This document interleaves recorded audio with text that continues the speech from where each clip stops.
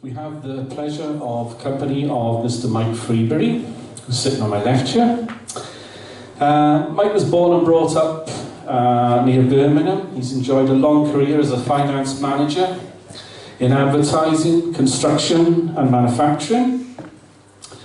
And he's part of the AFPU, which is the Animal Pathology Field Unit, an organisation which is dedicated to researching animal mutilations in the UK. Now, he began researching serial animal mutilation attacks in 2000, after hearing by chance a broadcast on BBC Radio about government secrecy. And his research focused on two main cases. That's the Dartmoor Ponies incident of 1977 and the Dartmoor sheep attacks between 2005 and 2008. This was a 10-year investigation, so it was quite intense. And during which time Mike amassed a huge amount of evidence. And this culminated in Mike's groundbreaking book, which is called Killers on the Moor, which gives an overview of the animal mutilation problem from a UK perspective. And copies of those books are here available for you to purchase this evening on my left. So you can have a look at that in break time, okay? Now, Mike believes that alien entities are responsible for the majority of cases, and during his investigations into animal mutilation, in a remote part of Wales, he came across an area of high UFO activity. And he was instrumental in starting a project to monitor the numerous activities of a whole range of anomalous phenomena. And using automatic cameras, he and a colleague have amassed one of the world's largest archives of UFO images. And this archive contains substantial evidence that proves that UFOs are real and are here. So Mike's talk this evening, as it says up there, is entitled Scorpions, Cobwebs and Spheres, Ongoing Activity in Powers. So, please give a warm welcome, Mr. Mike Freebury.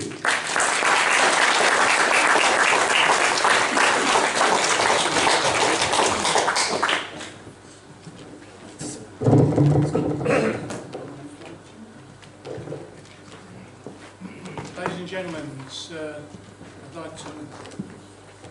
Ladies and gentlemen, is that better? Yep. Yeah. I'd like to thank the Swansea UFO group for inviting me here to speak to you, because I think I've got quite a lot of things to say about UFOs and alien activities generally.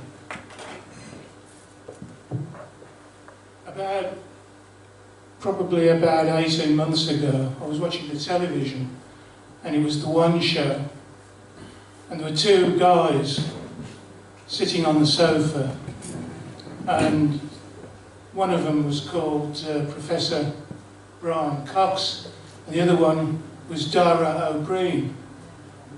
Two big shots in the world of television, and they were discussing their forthcoming collaboration on a new programme for the BBC. They seem only to work for the BBC, but anyway. These two guys, and Professor Brian Cox in particular, are completely arrogant individuals, because they said, both of them said it, there are no such thing as UFOs. We know that that is not true. And I'll prove it to you tonight. If any of you are wavering and thinking, ooh, there could be UFOs, but I'd like to see one first. But you'll see plenty tonight. And these things are with us, and they are, well, we don't know what their purpose is for being on this planet or interfering with our airspace. They seem to do it with impunity. So, just excuse me a moment.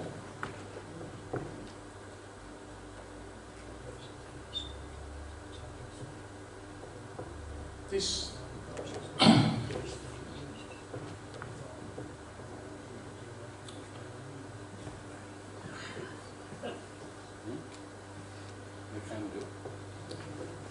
sorry, I'm not delivering. All right. Do you want the? Do you want to take the mic out? Yes, would that be a bit better? Yeah, that's better. Thank you.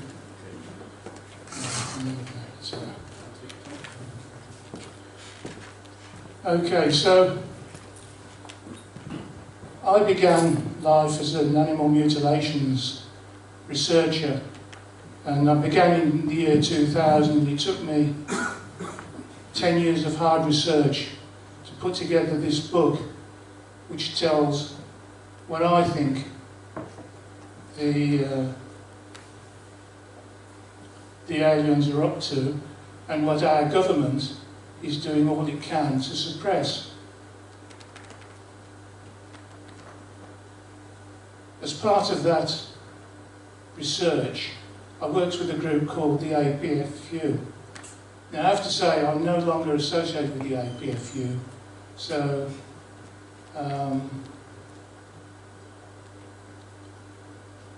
I've not been actually involved with them for some particular time. But I have worked with them, and in the county of Powys, we did some interesting work and some stakeouts.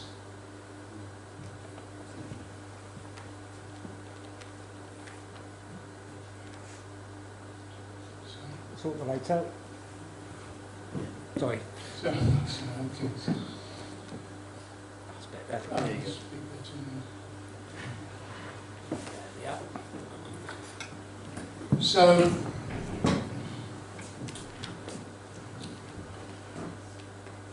when I worked with the APFU, we did some surveillance nights in Paris, and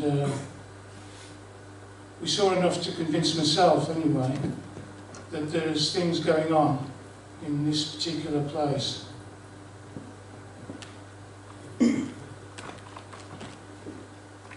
Next bit.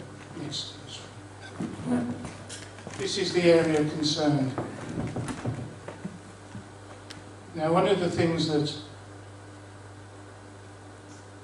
interesting things that we picked up on in Paris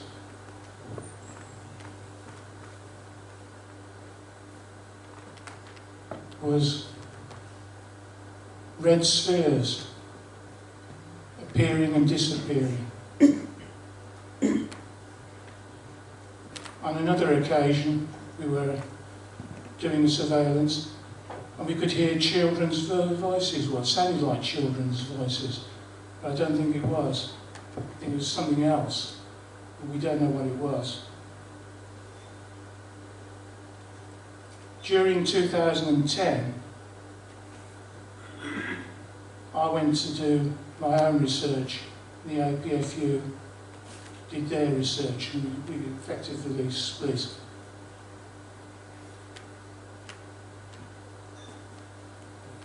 Next one, please. These two images that you can see, this is the plateau. Can you go back to the next one? So we have two cameras. We have one covering this area and one covering next, please, on the plateau. Next. Sorry. I teamed up with a guy called Keech, who felt the same as myself, that the Paris area needed more investigation. And we started in October 2010. We carried out all-night surveillances. But the trouble with carrying out those surveillances was that we had to travel 600-mile round trip, and I had to travel a 200-mile round trip. The camera that we decided that we should use, after facing this problem, we felt that we had to put something in that would operate automatically without our involvement. and we settled on the LTL Acorn.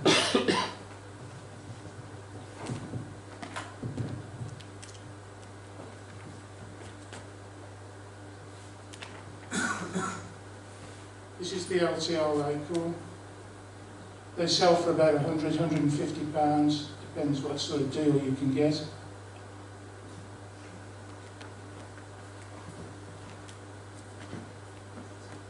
Takes 4 batteries.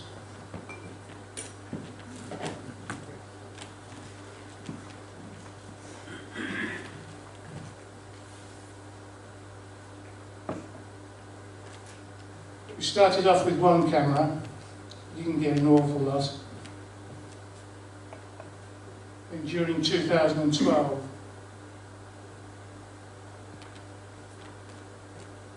we introduced another camera. We also changed, these cameras can be set as far to take a picture every 3 minutes, or 4 minutes, or 5 minutes, or 6 minutes. But we decided we would speed them up and use them 1 every minute.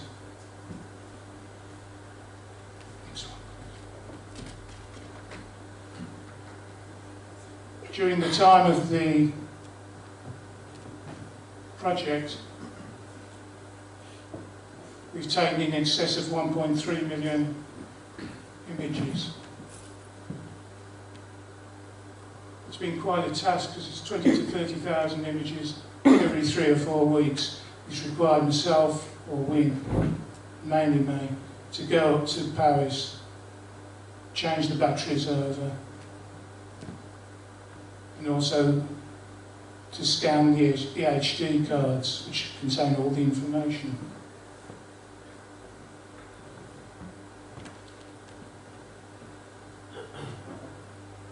We've got approximately 2,500 pictures of anomalous. This is just to remind you of what the geography of the area looks like.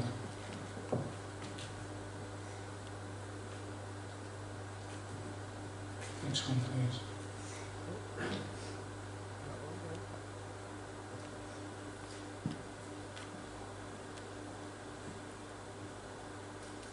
So the first batch that we'll look at, and basically what we've done is we put them into batches, and we've given names to some of these things, which become obvious when you look at what I'm going to show you. At first we'll start with beams and light forms. Next one, please.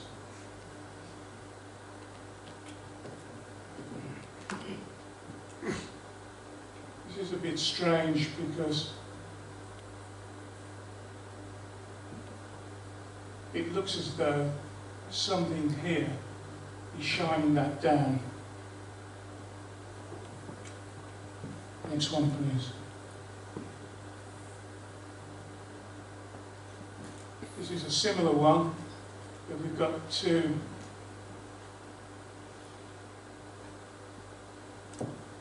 beams.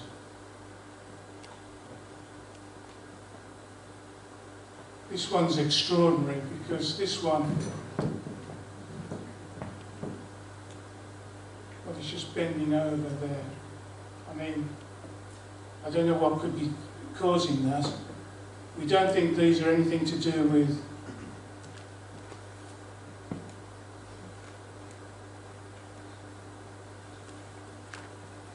nothing to do with the malfunction of the camera. Otherwise we'd be getting them all the time. Next one, please. This one's taken at from the plateau. The edge is just about there. We've got this strange light form.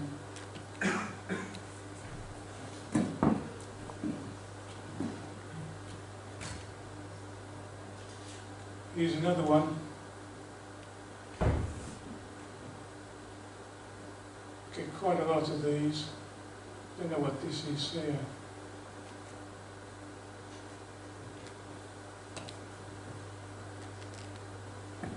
This is an interesting one because this is a daytime one. And there it is, just there. And it's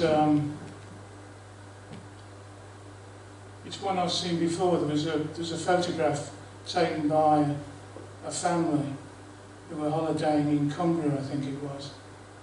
And they took a photograph very similar to this one, if not almost identical. Next one. There's a bit of a just blowing it up a bit and brought it in a bit closer.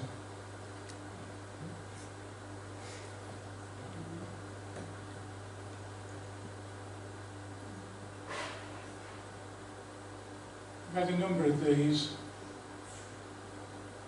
beams coming down seeming to have something inside them. This is another one that was taken on the plateau. You can see the edge of it just there.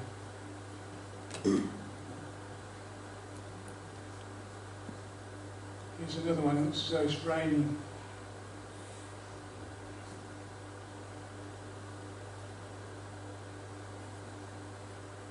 Next one, please.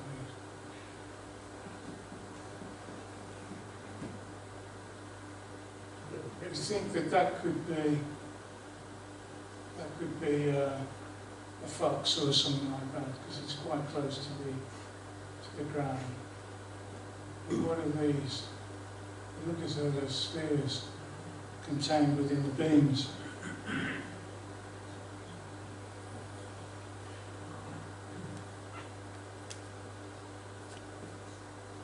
I just don't know how they could have put this one together, because we've got beams coming down, beams coming across. No idea what could have caused this. It's certainly nothing to do with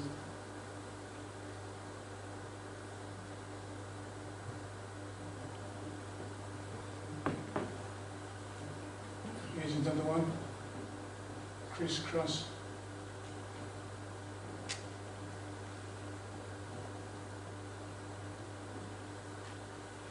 There's another one up in the sky. We don't know what that is. What it could be is it could be something that's forming, like a cobweb, as we call them, which we'll come on to shortly.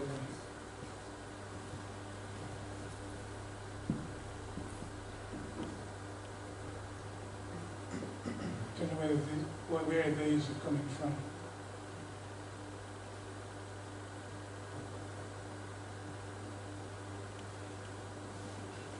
Got something there at the bottom, don't know what that is.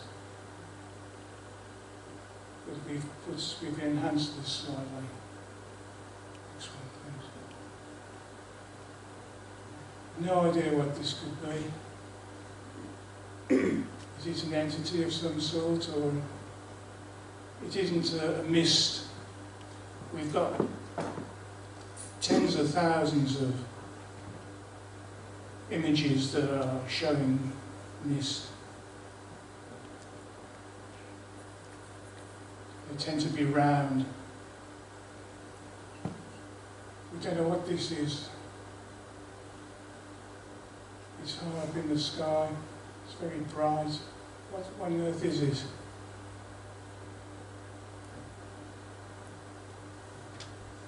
I don't think I'd like to be on the receiving end of this, whatever it is. It looks like an octopus.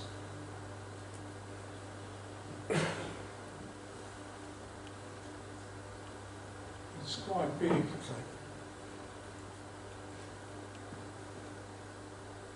here's another one that's also a twisted beam.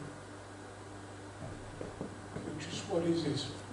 Where does that light come from? Next one, please.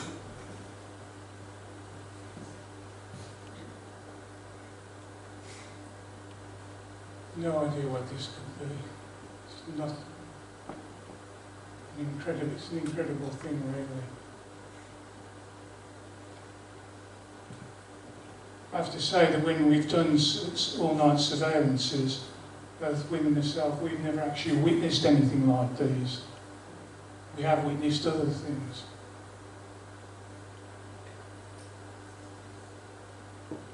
It's truncated for some reason. Why is that? I don't know. Next one. This is a strange one. This is one that we've added since the Home for Earth presentation. And it's this here. A very sort of eerie greenish light. You show this next one, I think, is a blower body. You get a better view there, although we've lost a bit of the sharpness of the image.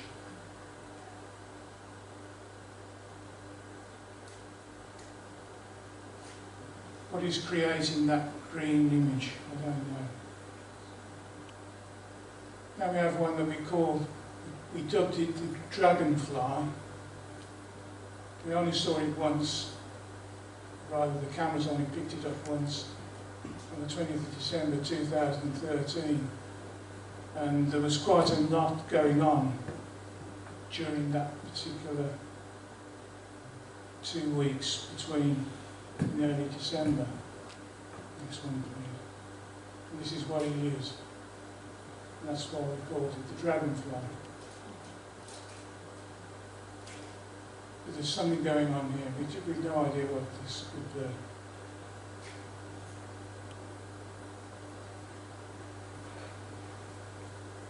Next one. Cobwebs. They're only seen at night. They seem to be driven by an illuminated sphere. It just seems to drag them through the air. It's almost as if they're fishing. Some of them are huge, 300 metres across. Absolutely massive, some of them. Next, please. This is a typical cobweb. There's the core of it, there's the sphere, it's dragging it. You would think it was a fishing net or something like that. Next, please.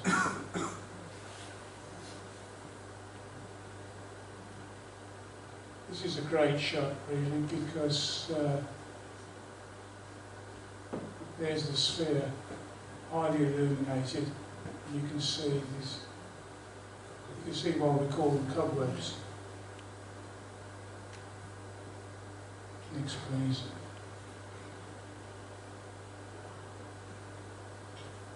This appears to be a cobweb that is trying to form, or starting to form.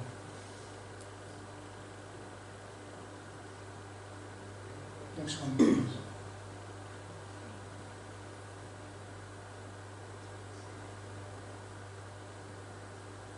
So there you've got the fishing net, if you like. And here we've got the sphere that is dragging it along.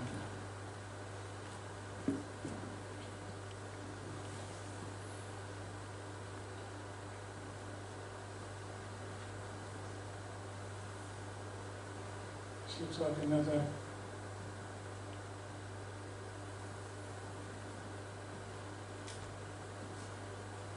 next one, please. There's a huge sphere there, and behind it seems to be another one, but you can see the edge. What's amazing about this is the edges of the cobweb are illuminated. Are they illuminated by the sphere? Well, there's lots of things we need to find out about these things. Next one.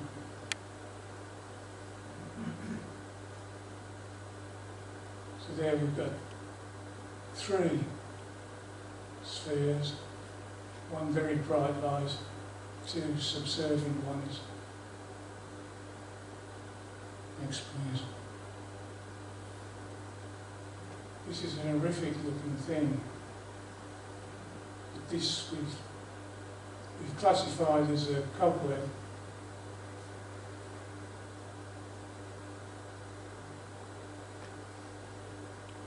It's an incredible picture. Next one, please. This is a close-up of it.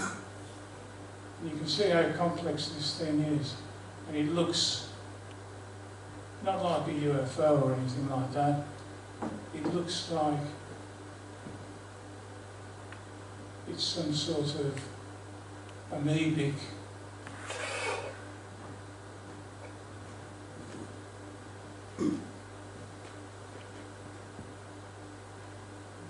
next one, please.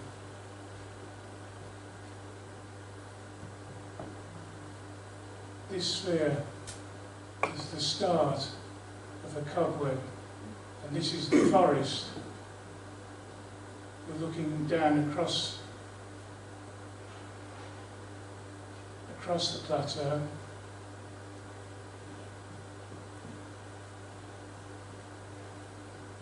And if we see in the next one, please. This is the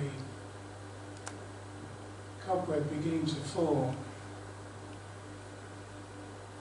It's forming at the edge of the forest. The forest just ends back there. Next one, please.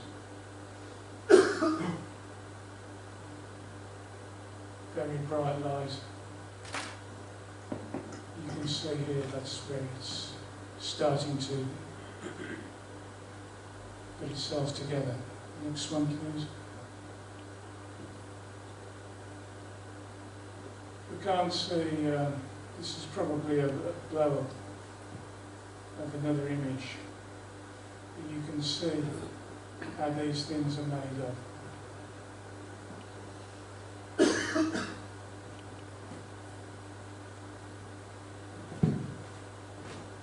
This is another cobweb.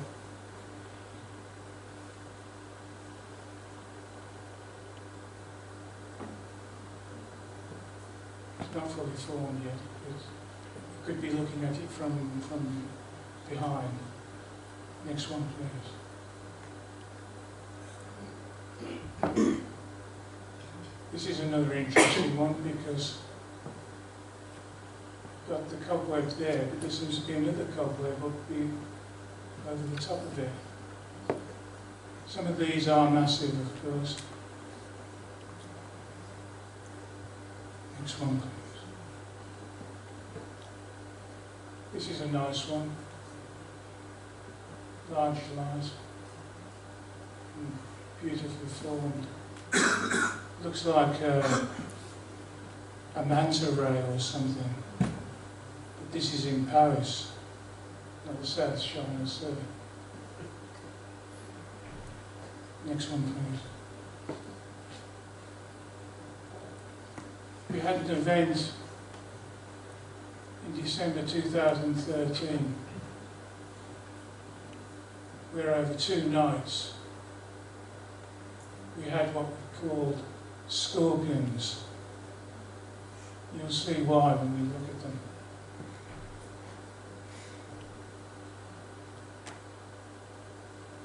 These are absolutely huge.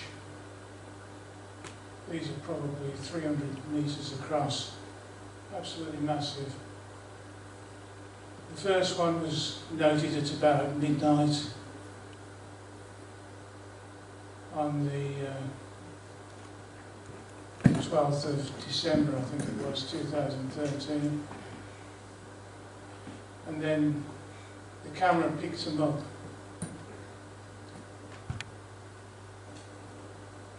It's about hourly intervals thereafter. Next one, please.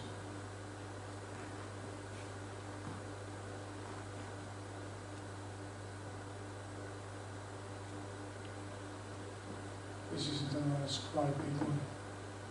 Next one, please.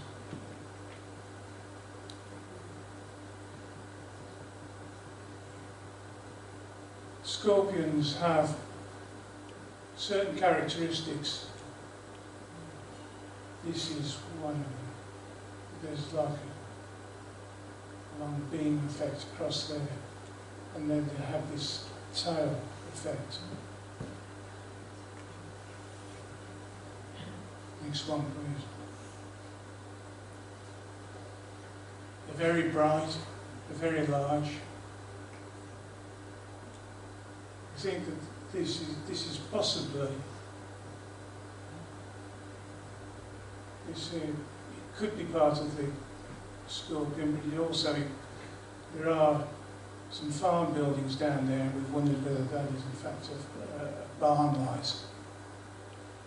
But this is extraordinary. Tail, stinging tail, the head. Next one, please. There's another one. The camera was picking these up at the early hours of the morning, and they stopped photographing at about 4:57 in the morning.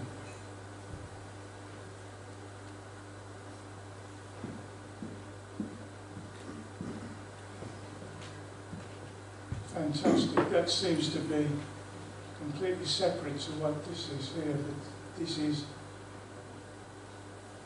an incredible shot.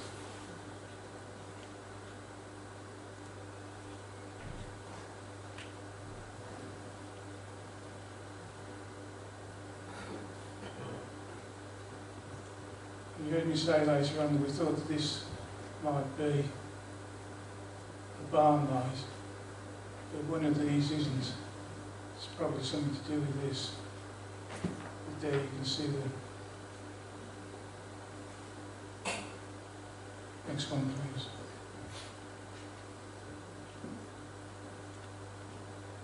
We think that this is a scorpion in the making. It's just starting to come together.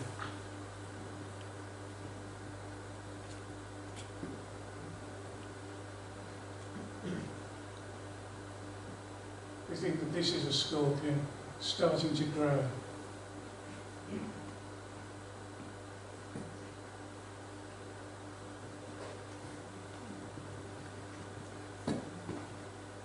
So now we come to some images.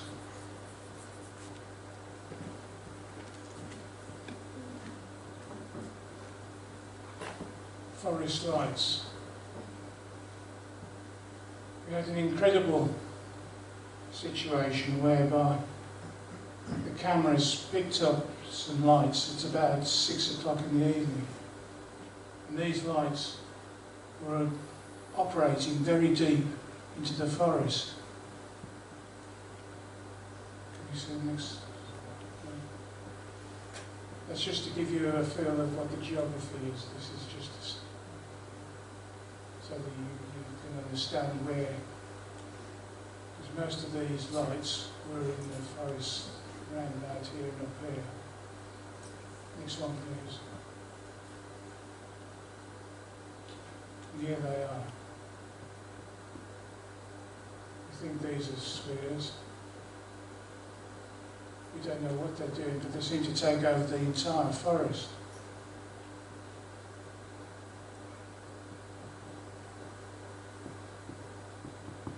These lights are going right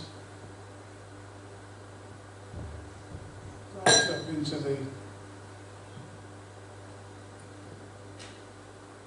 very top of the forest.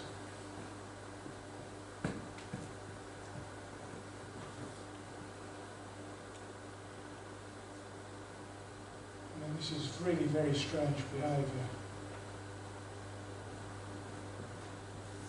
This isn't man-made at all, because these are appearing in very thick forest. And up here we've got something that's probably hovering over the forest. Next one, please. Seems to be an entire city.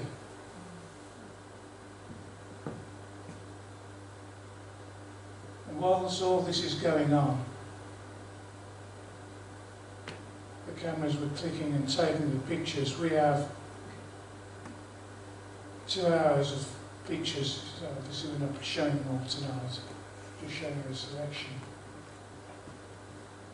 But whilst all this was going on, the farmers must have been carrying on their work, oblivious to it all.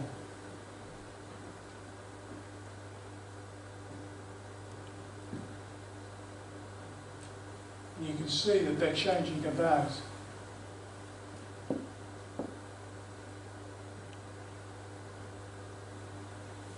Next one, please.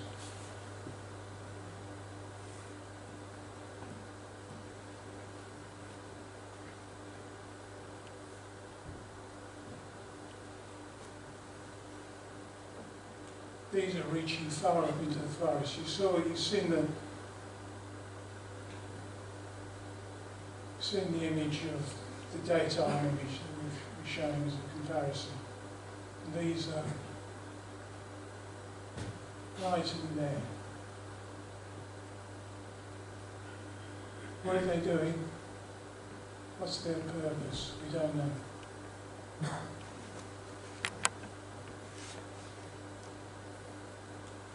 You can see how they're changing the shape, they're changing the direction.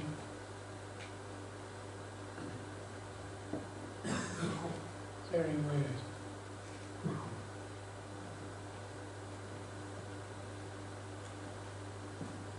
And all this is on the edge of the forest.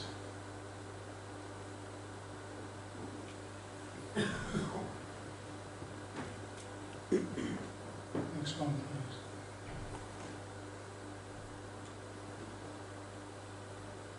That is near the edge, and that's in the deep, right deep in the forest. That's really quite high up.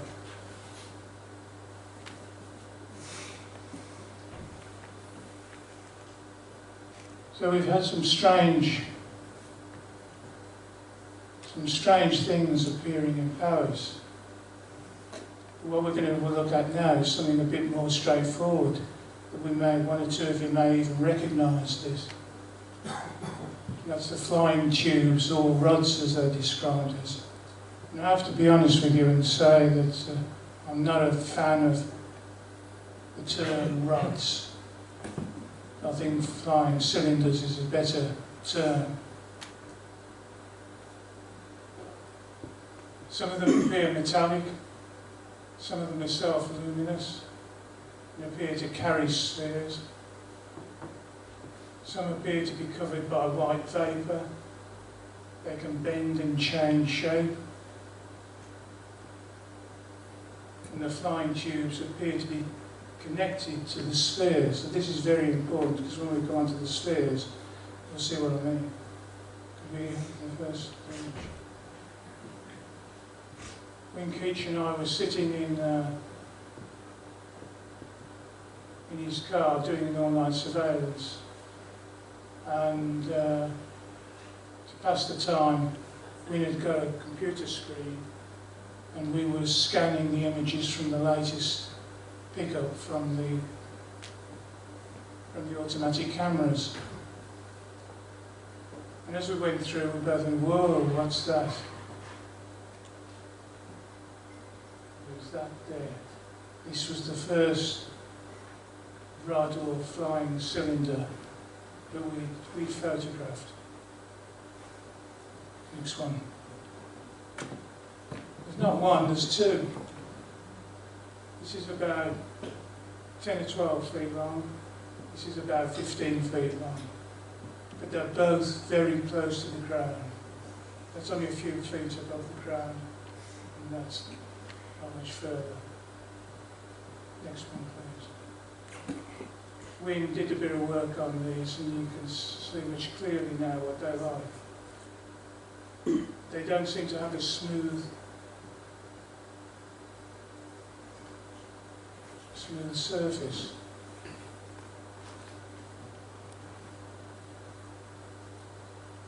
Here's another flying tube, and in it, it's either like a caterpillar these are spheres. Maybe it's just collecting the spheres for delivery somewhere. I don't know.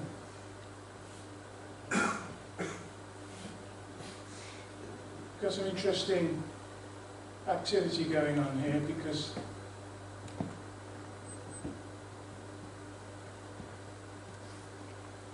we've got quite a large flying sphere, cylinder. Got a light there and a light there. They shouldn't be here. That one is very close to a portal area in the forest just there.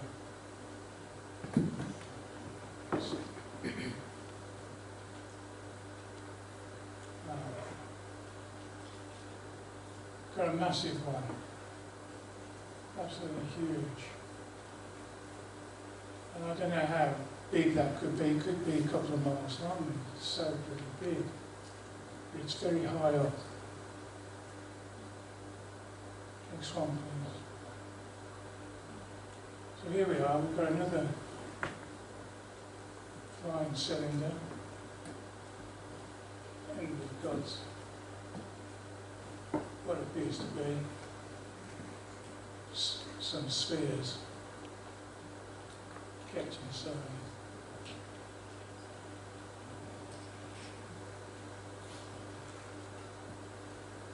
This looks huge, but it also looks as though it's an animal form or an insect form or something. It doesn't look like a mechanical object. It's quite massive. Next one.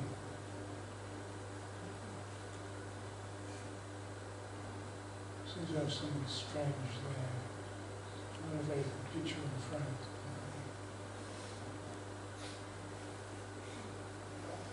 So this is a nice picture because we're looking down, looking from the top of the hill where the camera is. He's taken a very near perfect picture. This light form that's just, what's it doing there? What's the purpose? What caused it to be there? We don't know.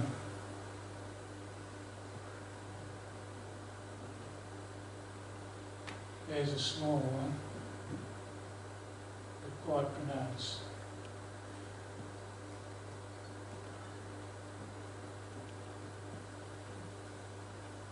This is a great picture.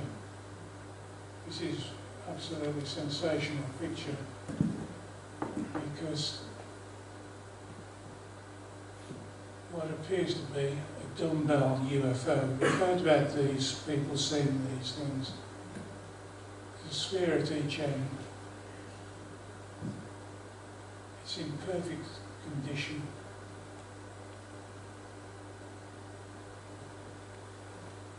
There's a blow above it.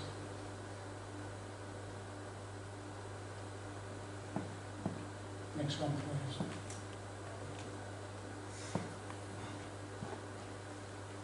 This is one we had at night, and this is why I've included it because this looks as though this is one taken at night. Looks quite big, quite large, but it does seem to be joined two spheres.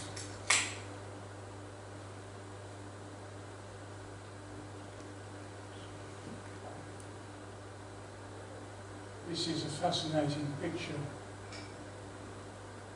Ignore that. That's the interesting one. And so is that. That appears to be a sphere that's been ejected from that flying cylinder. It looks as though there's another cylinder just there. Next one, please. Okay, let's just...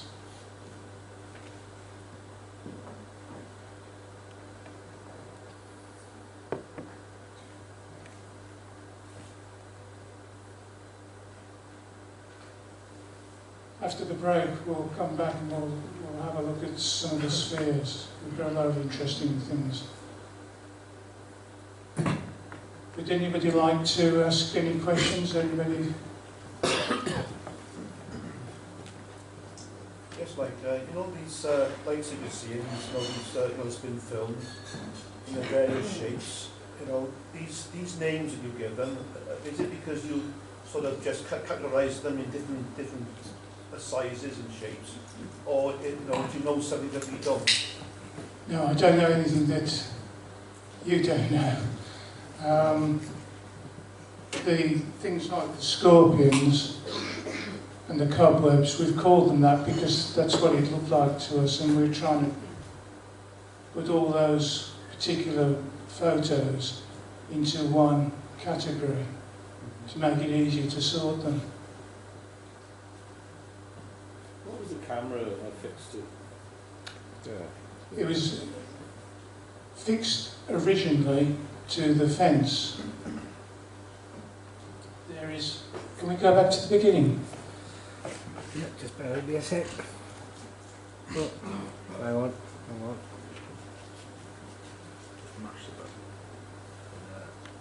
Right.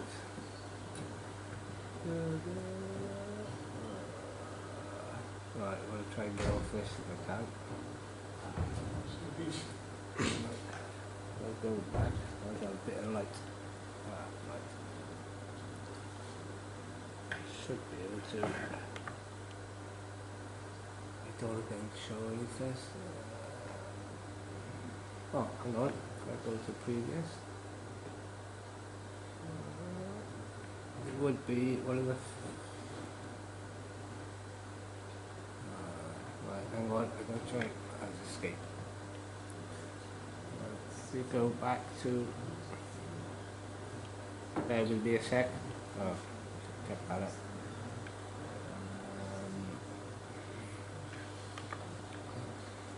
At the top of the, overlooking the, We'll just go move this on a minute. right, yeah.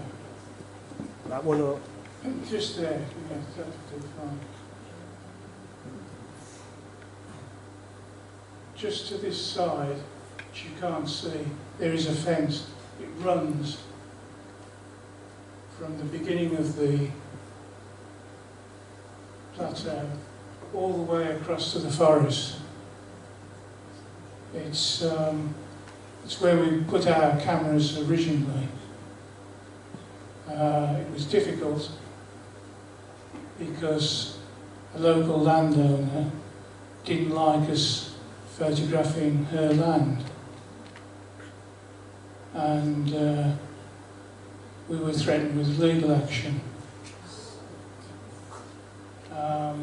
So what we had to do was we had to take the cameras down. We couldn't use them for a while until we figured a way around it.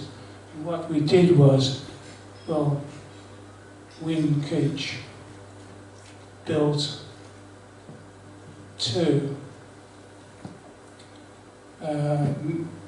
steel pylons, and these pylons were set 3 feet inside the fence, so she couldn't say anything because they were on the farmer's land. And when we put those cameras in onto the pylons,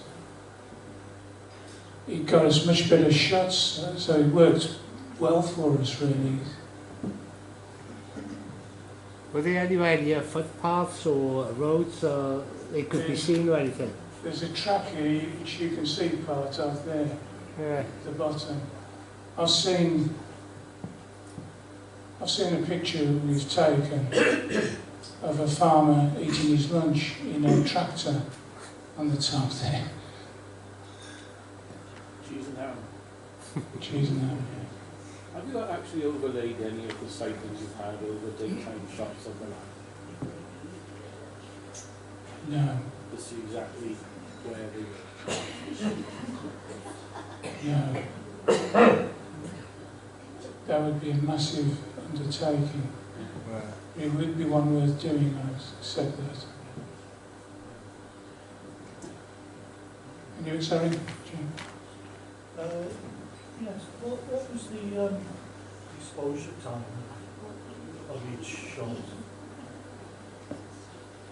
I would have to have a look at the box. It has a bearing on it because if it's a longish exposure, then it's a fixed aperture. Then The trigger time is 0.8 seconds. what is it? Sorry? 0.8 seconds. The trigger time.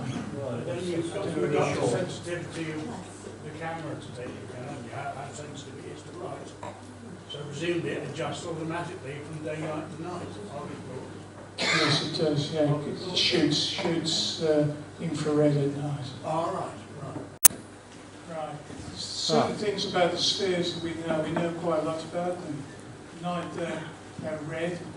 I know this because I've seen these spheres. Seen them myself.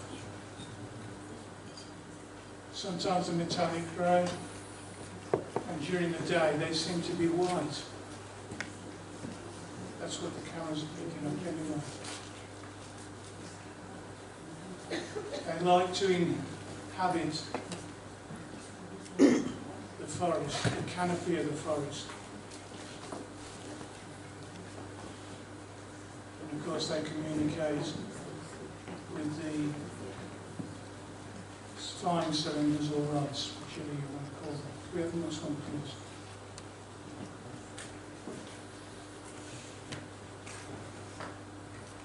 You know what this is going on here? Seem to have 4 spheres. Don't know what they're doing there. Seems to be going crossways rather than downwards. Next one, please.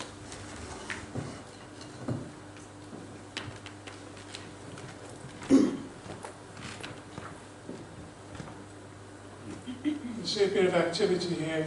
This explains what I've just said to you about them liking the canopy of the forest. 1, 2, 3, 4 of them.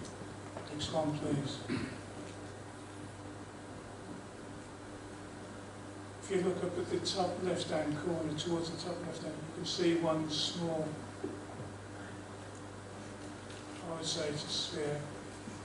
And the reason I've included this shot is because it's very close to a portal area.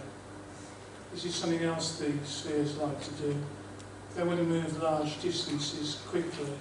They'll do it instantaneously. They go into a portal, and then just like that, they'll turn up 2 miles away. And that is very close to a portal. It's probably going to move into a portal and take a trip somewhere. But the funny thing is, when they're not in the portal, they're very ungainly. They bobble around as if they have no control over themselves. Don't know what's going on there. This is an early morning shot, I think. But it's quite a big sphere. They're not usually that big. Next one, please. There's one. I think that one's actually hovering over the plateau.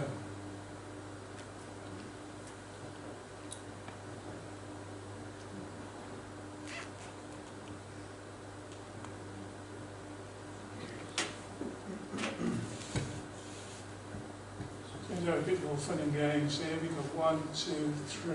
2 of them in the field behind, and 1 in the forest canopy again. Next one, please. Here again, there's another one in the forest canopy. Quite a nice one. This is the start of a fantastic sequence that we had.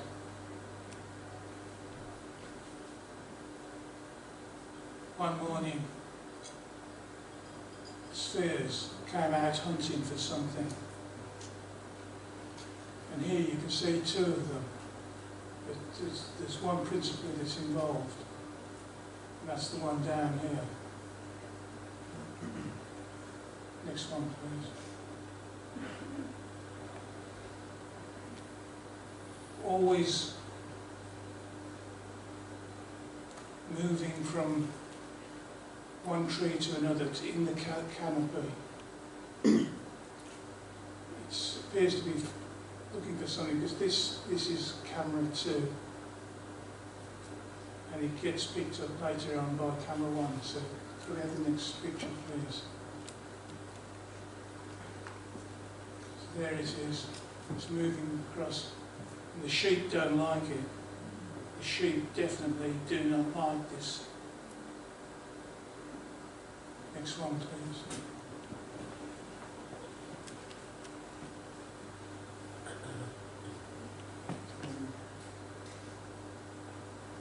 You can't see it on this, unfortunately. What's happened here, but it's... Can we have the next one, please?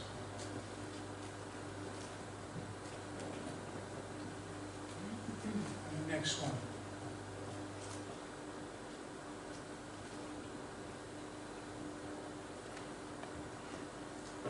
There we are, it's appeared. This is in camera 2, that's covering camera 1, sorry.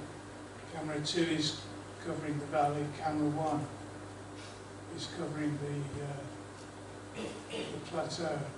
And you can see it's moved across. It's very bright, but the sheep do not like it. Next one, please.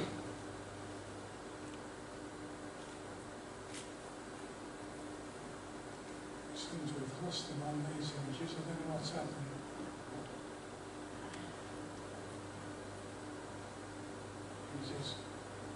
Next one, please.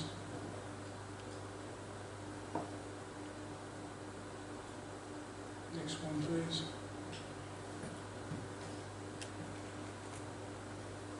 You can see there in the centre. There's a large one.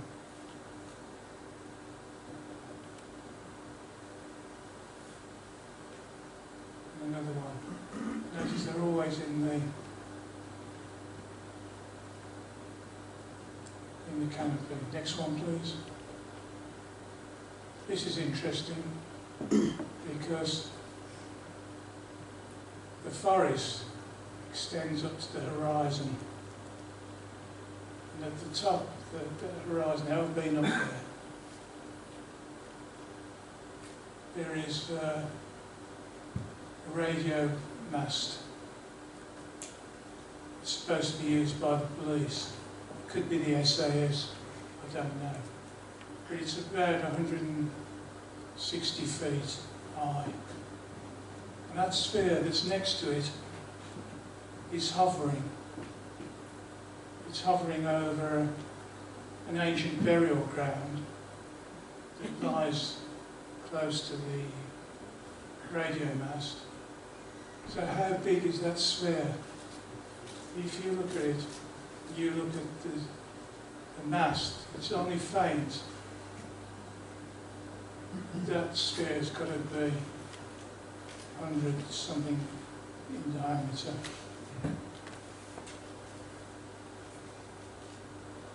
Next one, please. So the farmers are always working hard. Farmers deserve a nice lunch. So they park the Land Rovers up. They're having a sandwich. They can blame them. While they're doing that, over the top, there is a sphere watching them. Next one. Still there. They're oblivious to it all, which is nice. Next one. Still there.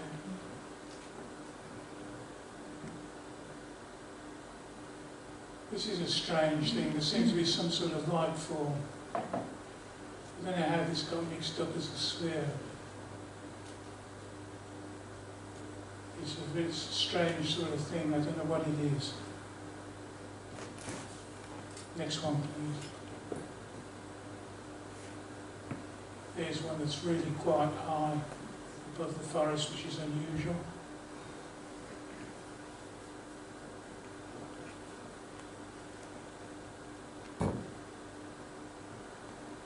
This is a strange picture. It was shot by camera 2 at the mouth of the valley. And it's these two things down here. It looks like two eyes. This is really weird because, let me see the next picture. Blow up shows that there's 4 of them. What's going on there?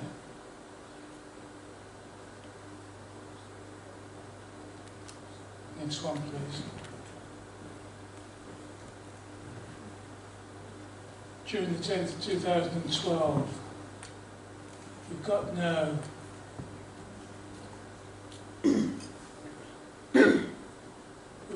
words for what the cameras were shooting. There's 75 minutes of mayhem.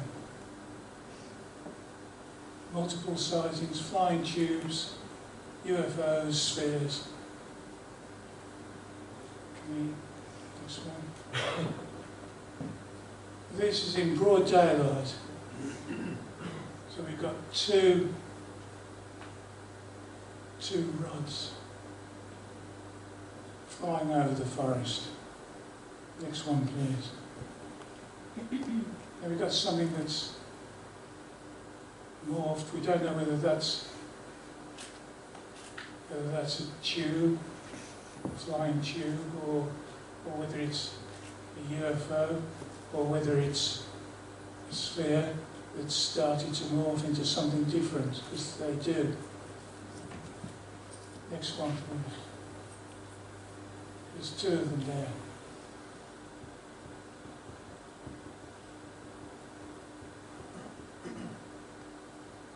So there we've got a flying tube coming down the valley. Could get longer, could get shorter, who knows? It's coming in over the farms. Next one, please. So here we've got a little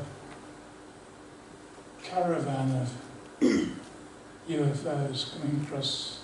Looks like we've got a lead biosphere.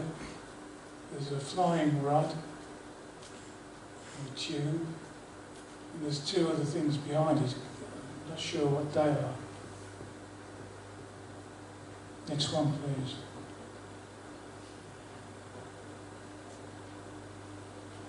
There's a lot of interesting things going on here, but the most interesting of all is we've got a sphere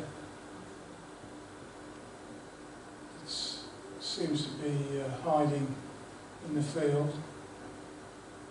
And if you look above, there's an absolutely massive flying tube. Absolutely massive. That's got to be several hundred metres in the length. Next one, please. So here we've got another one, another flying tube coming in.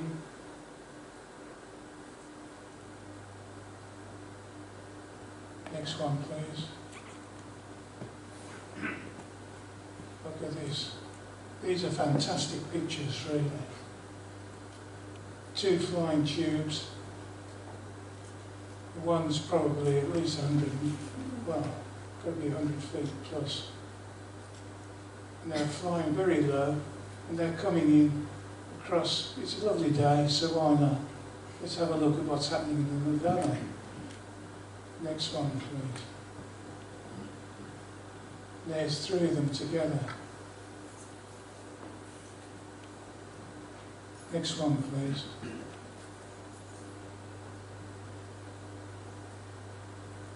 I think we've had that one before. Next one.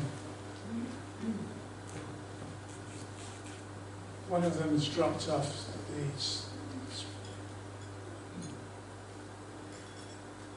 but they're still travelling across the forest.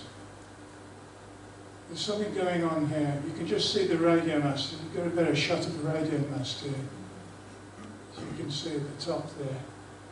But it's that fuzzy bit there to the left.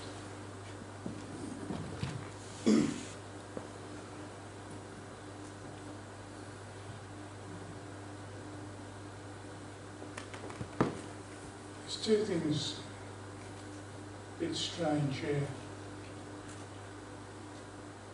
There's at least one sphere. There may be two spheres. And they're right down there, very close to the farm. And I will show you another picture later on that shows they do get very close to the farms. Okay.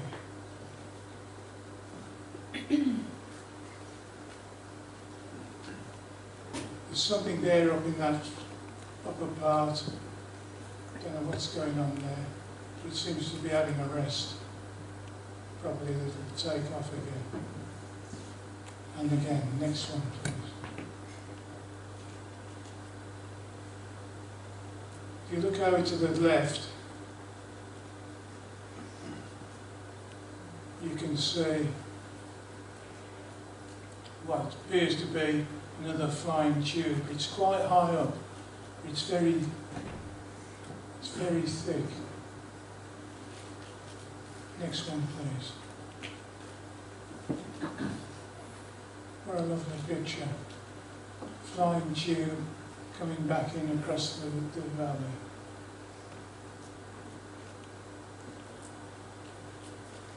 What the hell's going on there? If you look in the middle of the picture, in the sky, there's an absolutely massive flying tube. That's could be 300-400 meters long. It's massive. Next one. Either the same one or another one that's come down.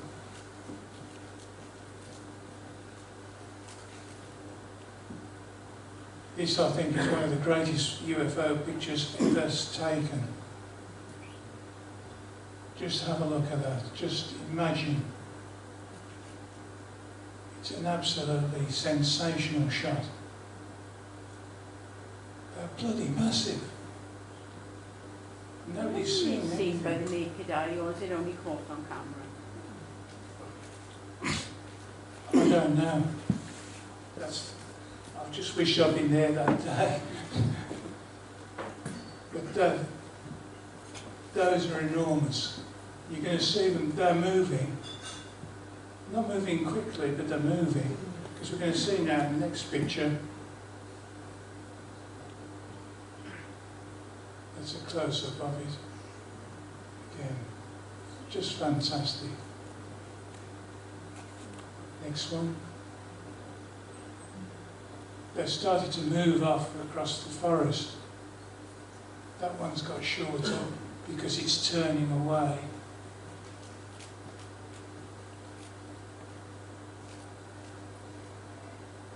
Next one.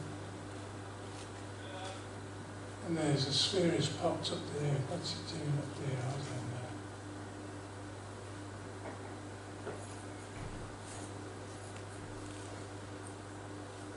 know. Next one, please. Just to show that there's things happening in the sky as well, whilst we're having all this mayhem down in the valley. We've got two spheres, and we also appear to have a disc in the top left-hand corner.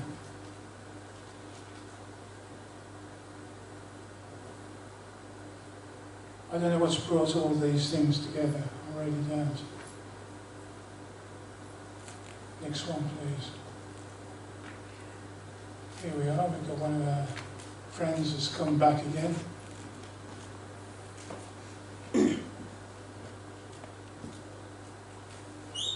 Next one. If you look up into the sky, that cloud, you can see that there's an enormous flying tube just waiting there. For what reason, we don't know. Next one, please. Just another picture is still there.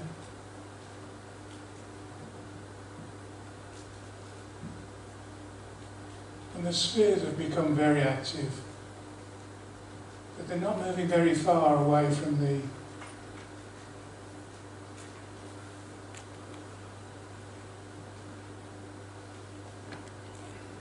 canopy of the trees. We've got 1, 2, 3, 4, 5, 6.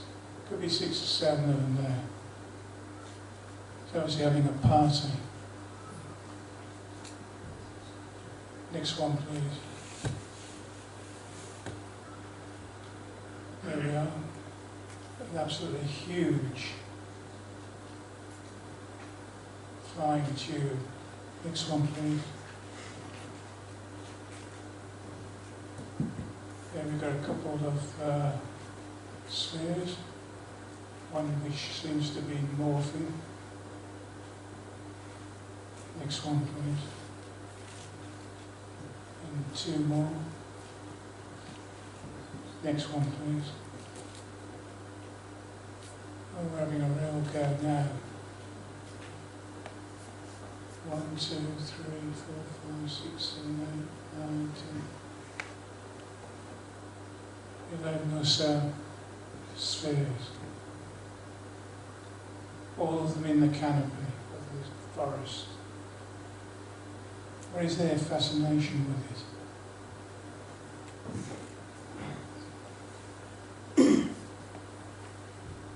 I don't know whether that's a sphere or whether it's a UFO. The one I'm pointing to is the one in the centre.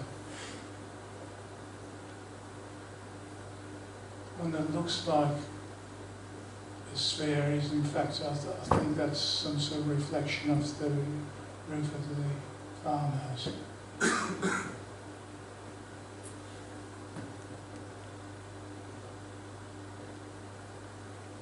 There's another one that appears to be morphing.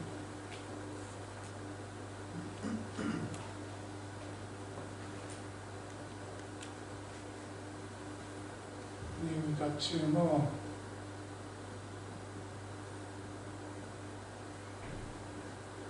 There's something strange going on here because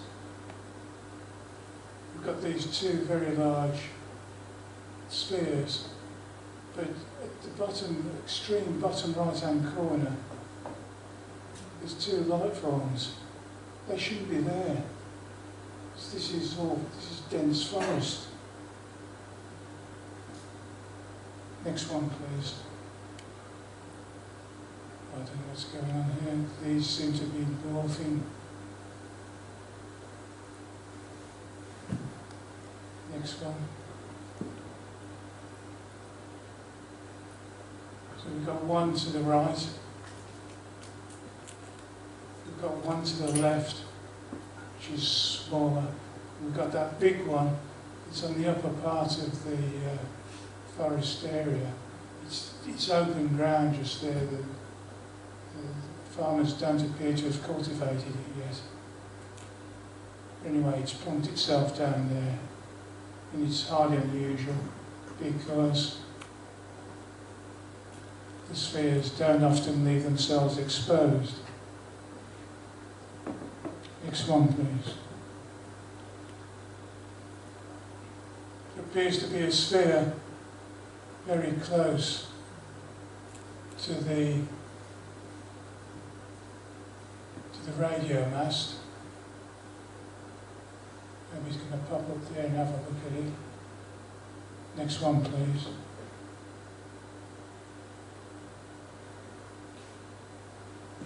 One looks as though it's going to morph in some way. There's another one that's in the area of land behind the farms. We've also got, if you look down here, I'm not quite sure what those are. Next one, please. And up in the sky, we have a couple of UFOs. One to the left here, and one to the top centre. There's also, I think, one down just above the clouds here. I must apologise for my pointer not working, because I hope you can pick these up. Next one. Not really sure what that is. Looks like it could be a disc. There's all sorts of other things going on, because there's a sphere moved down into one of the fields here. There's another one above it. It looks as though there's one over here as well. So much activity. And all this took place in 75 minutes. Very prominent. But again, nowhere they like to be. In the canopy, in the forest.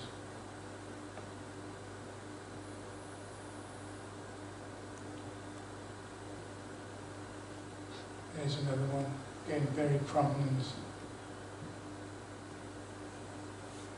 And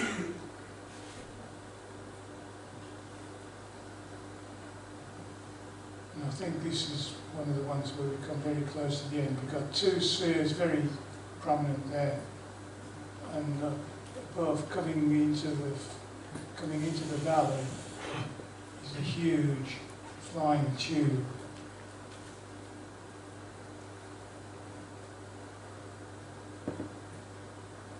Next one, please. UFOs, boy, all like something basic, don't we? UFOs. I think craft of unknown origin is a better description.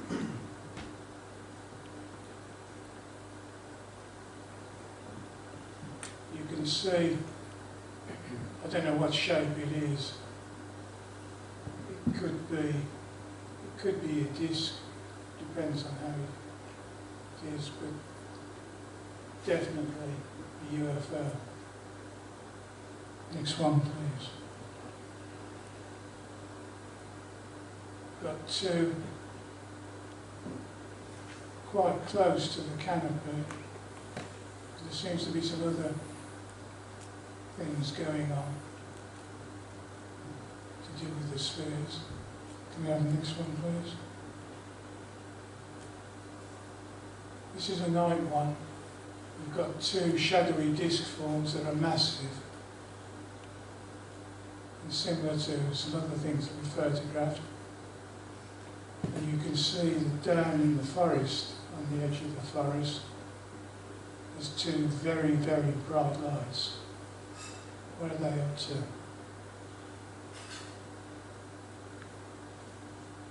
Next one.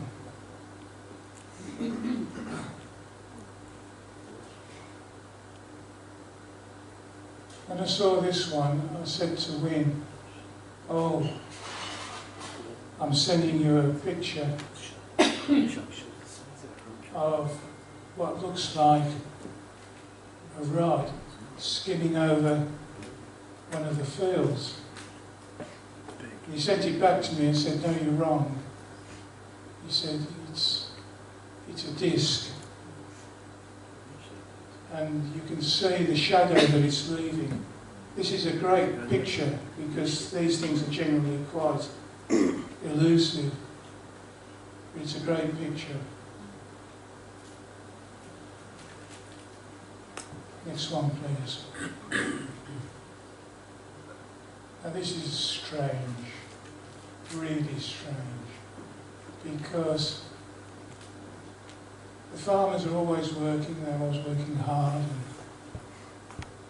and eating their lunch and doing whatever. But they never seem to pick up on what's happening behind them.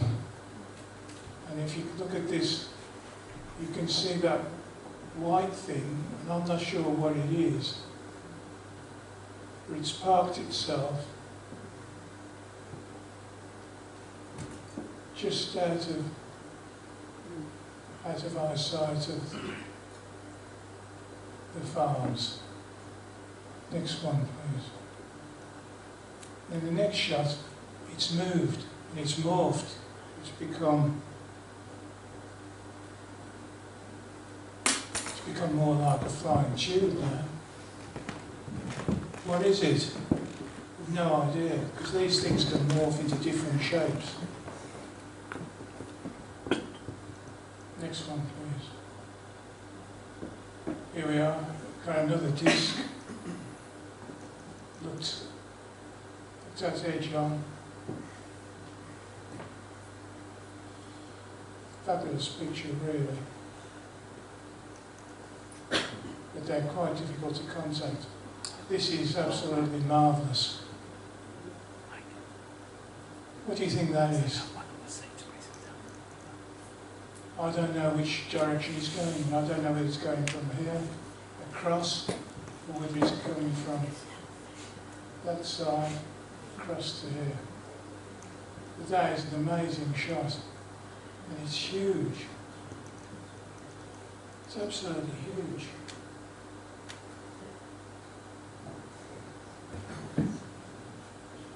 Next one, please.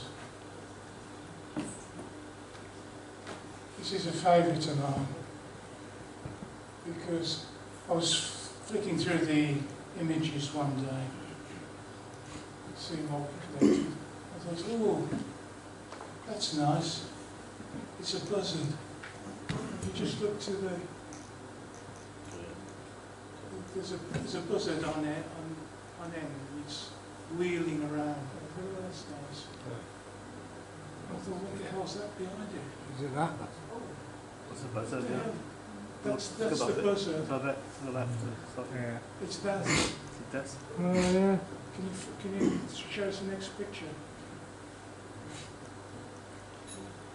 That's what it is. It's unbelievable. It's covered in. It seems to be covered in spheres. You can't see it on this, but when I looked at it, you could see a faint beam going down. What's it doing?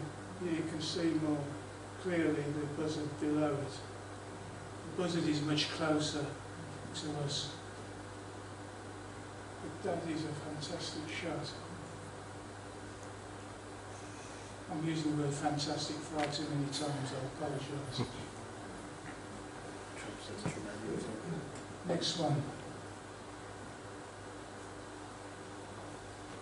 This we believe is a disc travelling at speed. The camera is struggling to keep up with it. Next, please. Next, please. What's this? This is a strange thing, isn't it? It's in the canopy in there.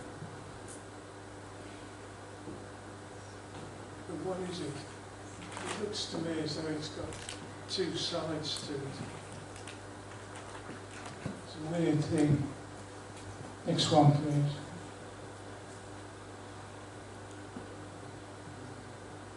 Here's another, we think, disc-shaped thing with an elongated top.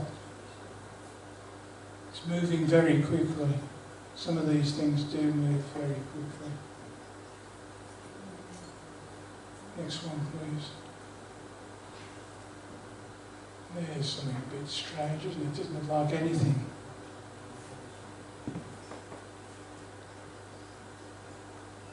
We do have a problem because how do you classify all these things? Have they come from different galaxies? Is this like the Clapham Junction of ufology or something? I don't know. Next one, please. There's another one, which we think is probably a sphere. Sorry, a disc.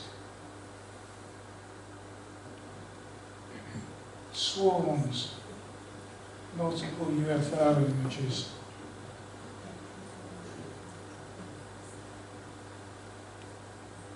we felt that these could only be classified as swarms. This is amazing. I know what you probably think. You think, oh no, it's starlings. It's just well, we've captured swarms of starlings, but these are all rectangular. Every one is rectangular. I looked through and I've counted them, and there's about 60 odd. They're all rectangular. What are they?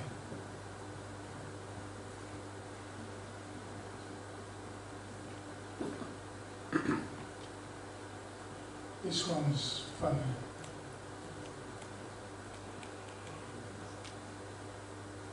I called this one flying sheep because when I first went onto it, I thought, oh, lots of sheep in that field. And then I saw 1, 2, 3, 4, 5, 6 of them appear to be flying. So they ain't sheep, are they? Next one.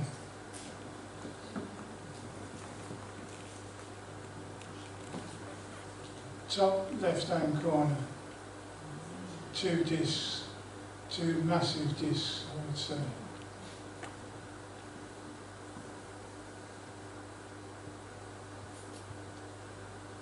Next one. There's 4 of them this time. They're very, I suggest they're probably moving very quickly. But 2 there and 2 there. There's one that's been on its own. And you can see there, it looks far more disc-shaped than you realise.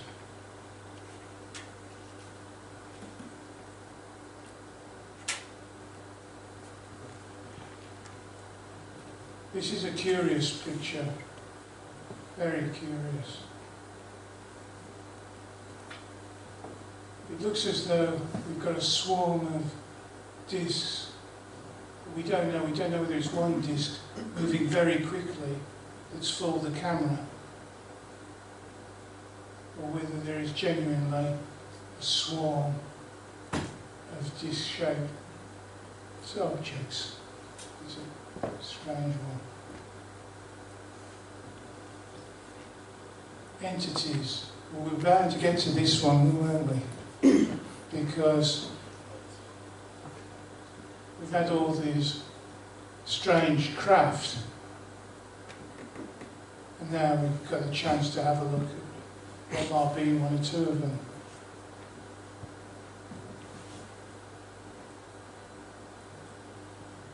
I don't know what that is. I think it looks horrible. I wouldn't like to meet it on a dark night. I've been up there many times. And it's a bit frightening to think that stuff like this is about. But I don't know what it is. It seems to be, I don't know. Here's another nighttime one. Again, this probably should be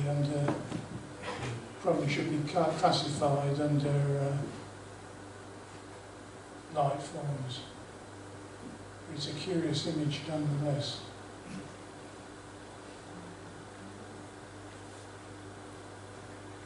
This is something that's really, really weird. You look down here in the bottom right-hand corner, you can see something. What the hell is it? Let's have a look at the blow-up of it. Next one,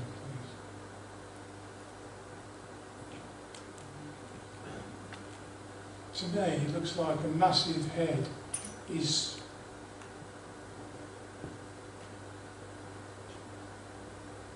having a little look round the corner. I don't know what it's up to, or what it is. It looks as though it's got 2 eyes.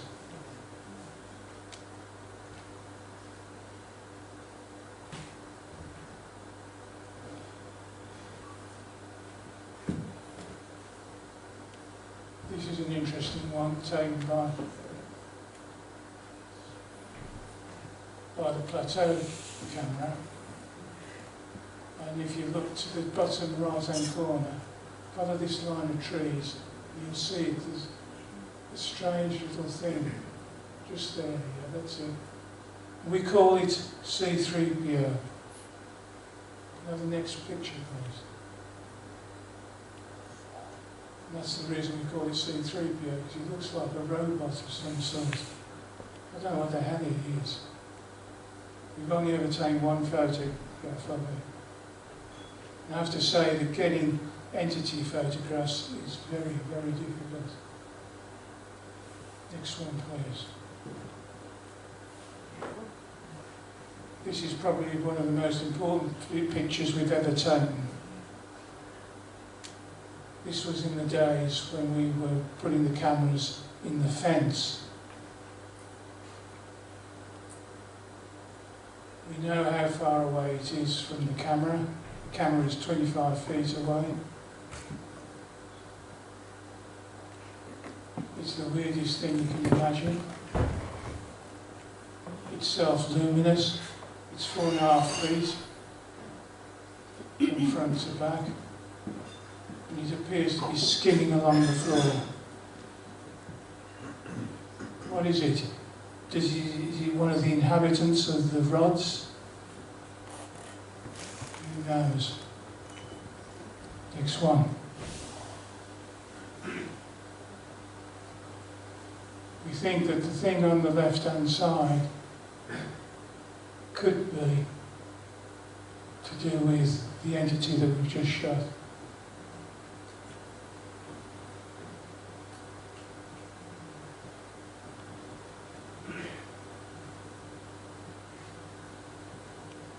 This is an interesting sequence of photographs. I had to download the 5 before and the 5 after to try and convince myself what we'd actually picked up here. Next one, please. See, what you can see there is it's all sheep at the moment. And there's the shadows.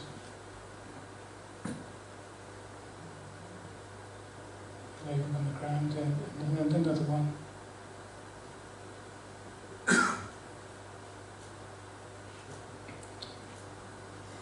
And another one.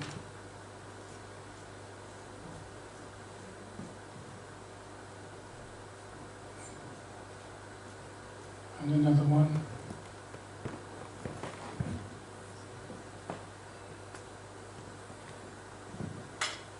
Whoa, there it is. I went through. That's it, it's just there. I went through this 3 or 4 times. I thought, what the hell's going on there? So can we have a look at the next image? It's gone. Next image, please. And the next. And the next. What's the time interval between the shots? 1 minute. 1 minute. And again. And again. Okay, if you could just go roll back. I don't know what's happened there because Hang on, I went back. Because me going back. You were going backwards? Yeah, pressing the wrong one. Right, go back to Let's go forward. that one.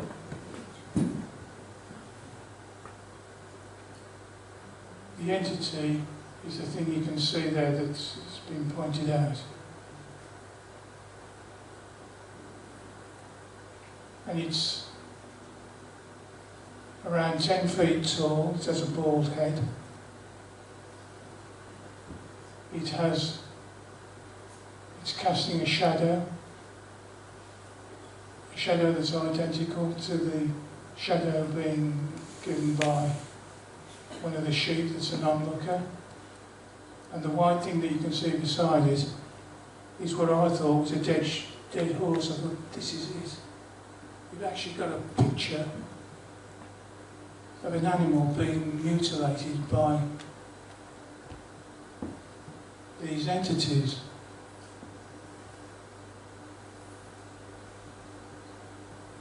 It's a great shame we haven't got the blown up image.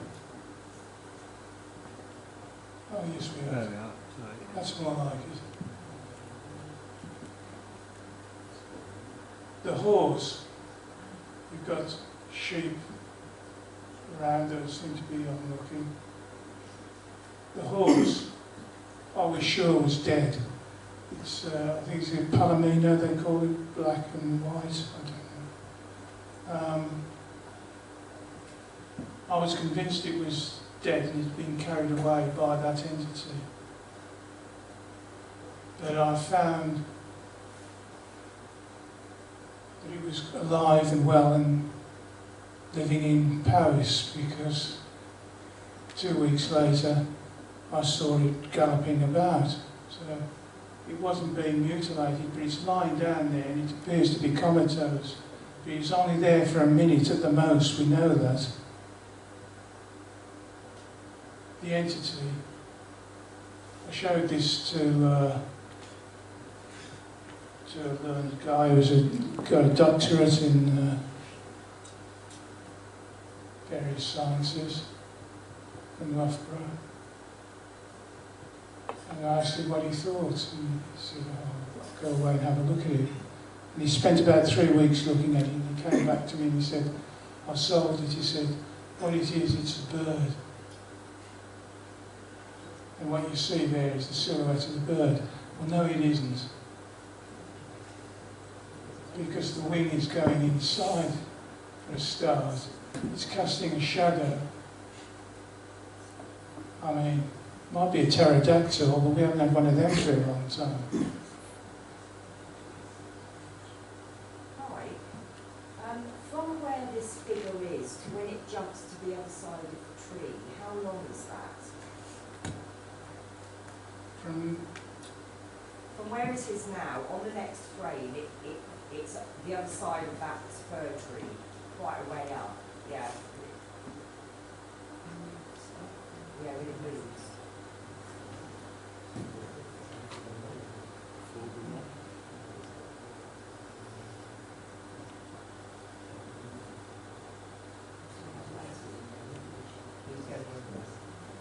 Yeah. I don't know where the other images come from. But I need to go back and have a look. But that, remember, the camera's taking a shot every minute. Sheep shadows.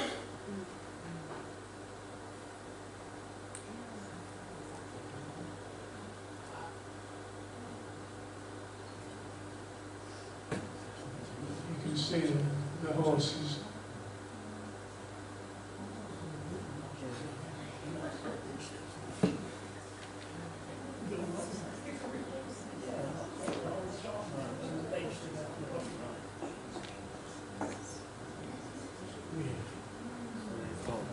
Gone.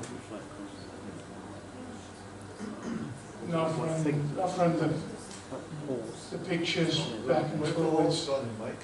Sorry? Why have the horse also gone? Well, this is, I don't know. Oh, Yeah, because I thought it's going to mutilate the horse. This is what I thought. It seems to have taken the horse to somewhere else. And the horse I know survived because I've seen him galloping about. There's no question that he's definitely.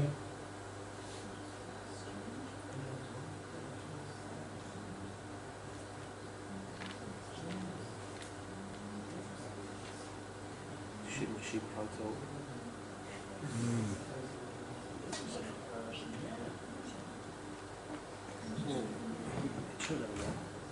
It's a remarkable picture.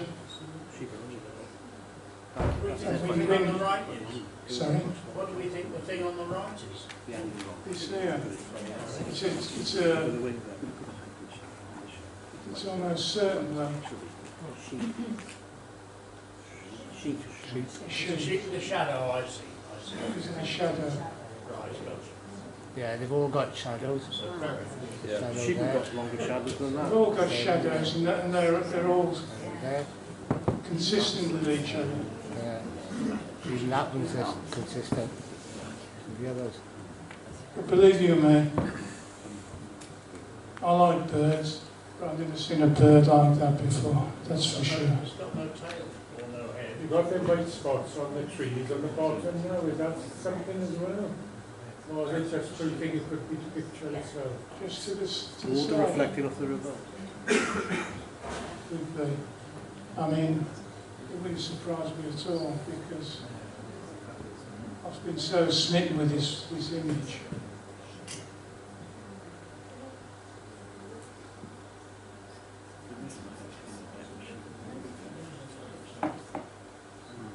Incredible. Now, Wynne Keech has told me that he thinks it's a mantid because when he looked at the image, he could see through the cloak that the legs went backwards, not our limbs are going forward. This thing's limbs are going backwards. Very strange.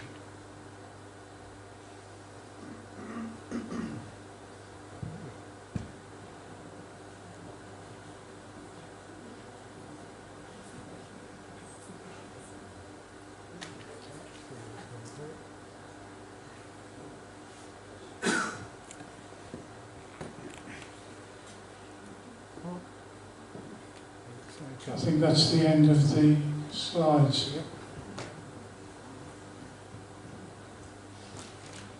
Has anybody got any questions? Yes, Mike, To the light see on. the rods on the cylinders. Did you ever notice any Do the light on. shadows beneath them on the ground?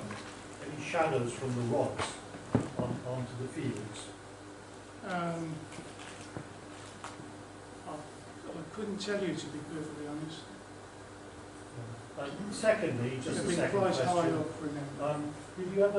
Have you ever shown any of these images to any of the people in the farms that appear in the images?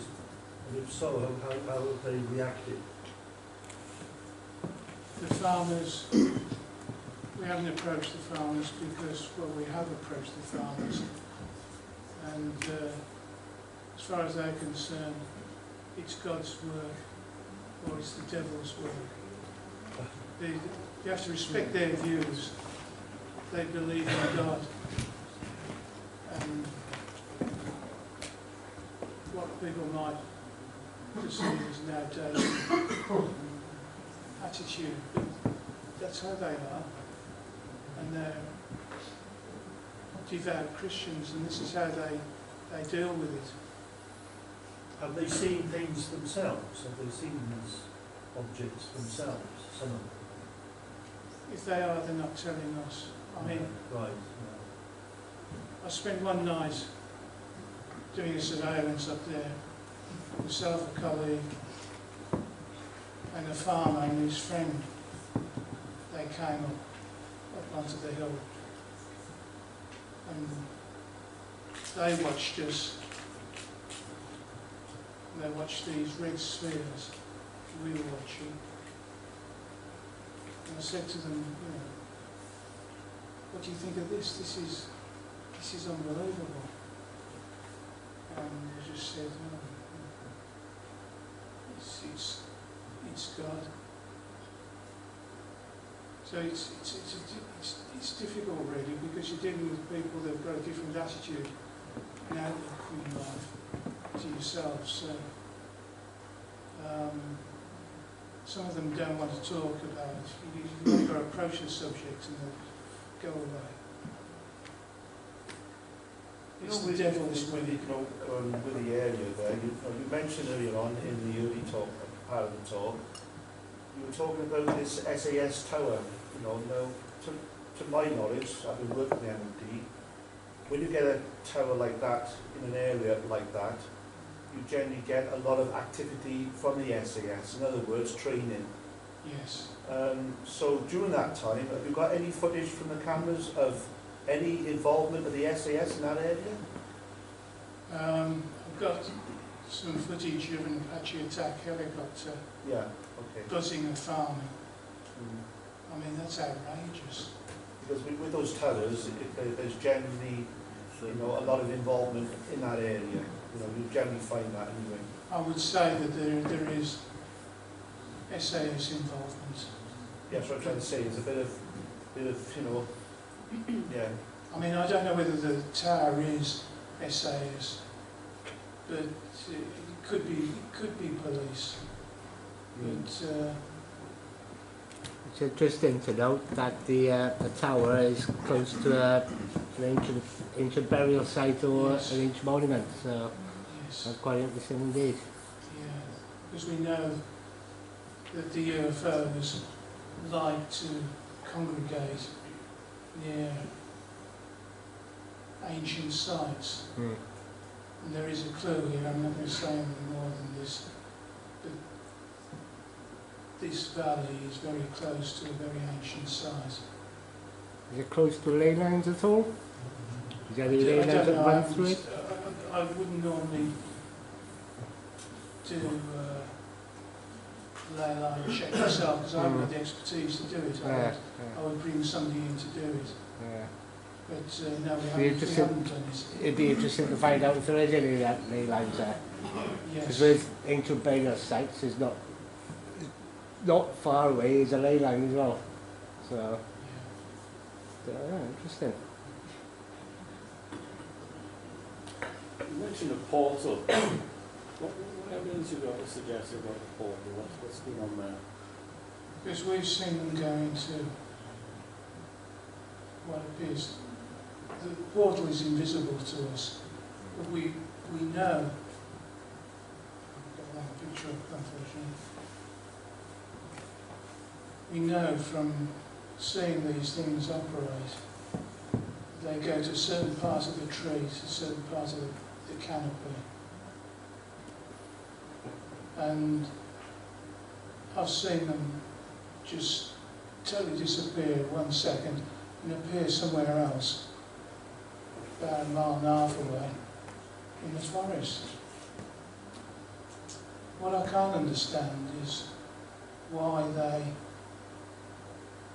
come out of the comfort of the portal and move around the farm area. Some things don't quite add up. What have you actually seen yourself when you've been on observations on the scene photographs? What have you actually observed yourself? I've seen red spheres, huge red spheres. I've seen one that was shaped like a pear. At one point, vapour seemed to be coming out of the bottom of it. It morphed into 2 other spheres, for a better word. I've seen an arrowhead UFO skim down into the forest, and I thought it just disappeared. In actual fact, the forest, there is a cutting through the forest, like a little valley. It obviously flew into there. So I've seen one of those. We've had the childlike voices, which I have to tell you was really, really weird. Is this at night? This was at night. I mean, I wouldn't expect my grandchildren to be out. Because that's what it sounded like. It sounded like little children. But we couldn't make out what they were actually saying. And here we are, we're on the top of this hill. I mean, where did they come from? You ever ask your friend David to go down there and do some checks with the readings? David Caden. David Caden? Yeah. No, I haven't. So I've actually seen some of his gizmos and they're quite good. So I just wondered if you had to ask them to go down and have a look for you. No, I mean, Keech has got quite a lot of equipment, but no, we haven't done that. Okay. I'm sure that David would like to have a look at it. Yes. The problem we've got, Pardon? the problem that we've got with taking extra people Yeah, okay. up to the I understand. up to the hill, as we call it, is difficult. It's a very, very difficult situation. It's harder than Brexit. Can't that hard. Do you think why these white jots and these UFOs, what's the point of them coming down? Are they worried about the way people are on this earth plane and what's going on? Or is it for some other reason, do you think? Oh, it's some other reason. They don't care about us. They are completely indifferent. And that's why the government have taken the attitude that they have, because they're not in control. The aliens are the ones in control. You can see what they were doing on the 10th to the 12th. They were just mob-handed, rampaging across the valley.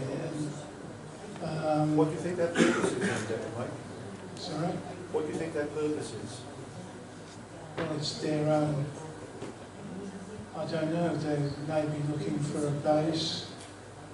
It's a good place to go and have one. We had a geological research done on it, and it'd be just a ticket. So maybe that's attracting them. But it's they don't care about us At all? at all. The other thing is, I saw a red sphere down in the farmyard on one of the occasions, and it went down between two paddocks, and it fired off what I can only describe as pods. What the purpose for all this was, I do not know. All I can say, Mike, is very, very short sentence about it, is that they do care about us. I know. I won't go into detail, but I'm still here to prove it. You know, you always find they always seem to go around places where there's activity of MOD. I've learned that over the years, you know, and I'm convinced that's what they're probably doing there. There must be some serious MOD activity going on in that area, and that's why they're attracted to it, because they did the same in Brodie. Of course, you know the famous story of Larry Warren's situation. It always seems to be around MOD or activity of the forces in any shape or form, whether it's at sea, whether it's, you know, aircraft, whatever. They always seem to be around it, and I can understand why, you know, but I don't go into detail about that. We've got footage as well, I bet you have. Yeah. which I'm not able to show you at the moment, because Keech is the custodian of all that. Interesting. But I can tell you that parts of it are very disturbing. Okay. I'll send you a few pictures as well. You might find any interesting. Again, it's fascinating, Mike. It really is fascinating. That last one, I was very interested in that. It's incredible. I've seen something similar like that myself, you know, a long time ago. And it was like that. It was there one minute and gone the next. So, yeah. Yeah, not easy to photograph some of these, and some of the pictures you've seen tonight are definitely. The mutilations, mine is incredible what they can do. Yes. I've seen some of David's work, you know. I don't like that sort of stuff, mine, because turns me off a little bit, but it's incredible what they do. Oh, yes. Absolutely incredible. Absolutely incredible. And deeply disturbing. And of course, the fear that I had years ago was that if they can do that to animals, they can do it to humans. Yeah, they can do it They probably have. right the chain, yeah. Yeah, but thank God not me.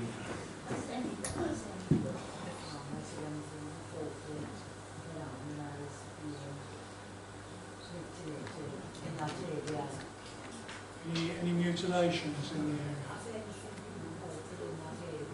There's been one or two. There's been one or two. But in my experience, when you get a mutilation, you'll get several other mutilations as well. This was certainly the case in Dartmoor, where we had one, and then another, and then another. And then they started playing games with us. And that's the aliens I'm talking about, not the government. The government were playing games as well.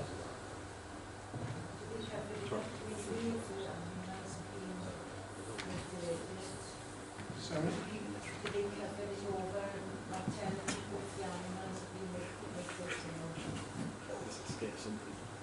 Well, I wrote a book on it which they did everything to be unhelpful about.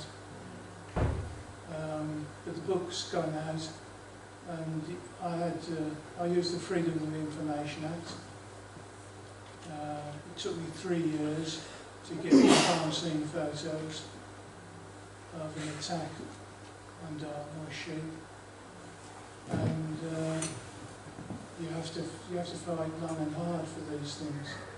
I had to get a judgment by a tribunal with three judges, and I won the case in that unanimously. But this shows you how difficult it is to get information, particularly about the animal mutilation problem, because they would rather you didn't look into it. And if you read the book, there's an instance where they found out the identity of a vet I was using, and they did it by examining my mobile phone records, which is illegal. I thought it was illegal, but that's what they did, and they got the local environmental health officer to contact me to ask me what was I doing. So it's all in the book.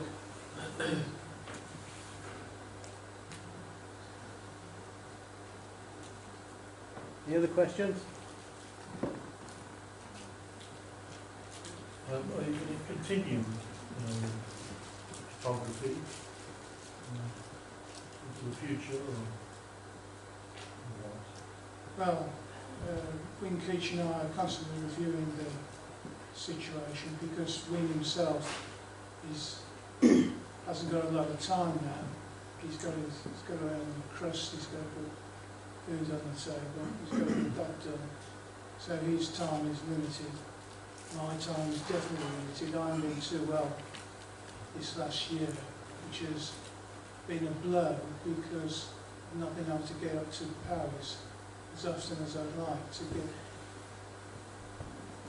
get the HD cards that contain all this wonderful information that we're getting.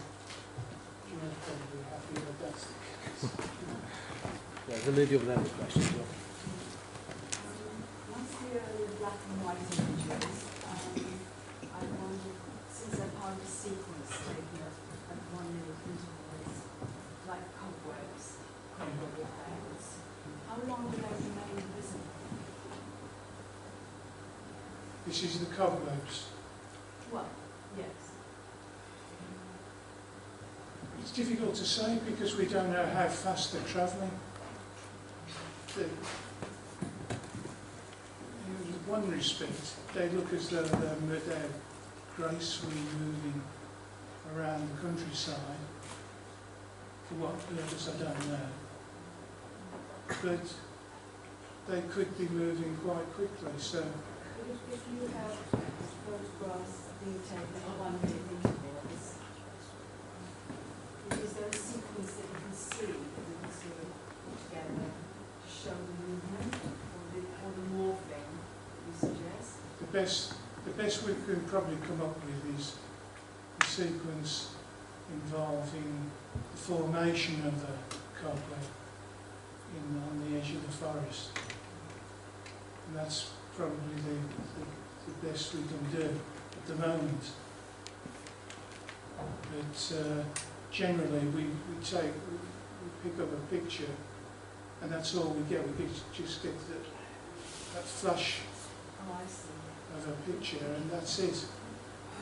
We don't get it moving up towards the forest and then back again or anything like that.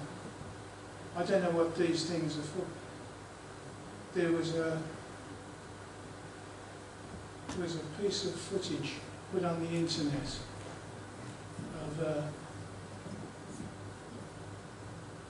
of a swimming pool in America. And this one night, you see this light come down, and what do you think hangs over the pool? But a cobweb. But that's the only thing we've found that corresponds to the cobwebs. It needs work, and you're right, it does need work. Are any of these images online? No. They're all the images are copyrighted to myself and we will not put them onto the internet.